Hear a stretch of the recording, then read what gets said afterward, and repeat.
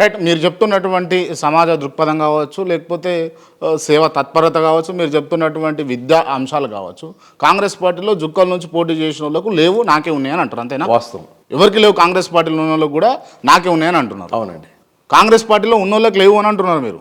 Congress party ఇంతకు ముందు ఉన్న వాళ్ళకు ఎవరైతే పోటీలో ఉన్నారో వాళ్ళకు లేవు. క్లియర్ అయింది? 100% క్లియర్ ఉన్నది. 100%. రైట్. ఓకే. కానీ లక్ష్మీకాంతారావు ఢిల్లీలో లాబింగ్ చేసుకొని టికెట్ తెచ్చుకున్నాడు అని అంటే ఢిల్లీలో లాబీ చేసుకోవడం అని కాదు, తన యొక్క ఇప్పుడు ఒక ఇంటర్వ్యూకి వెళ్ళినా, ఒక ప్రపోజల్ మనం పెట్టినా, నేను నా యొక్క క్వాలిఫికేషన్స్ ఏంది, నేను ఈ పర్టికులర్ పదవి కోసం కానీ ఈ పర్టికులర్ టికెట్ కోసం కానీ నేను ఏ విధంగా అర్హుణ్ణి అని చెప్పేసి చెప్పుకోవాల్సిన బాధ్యత నాకుంది.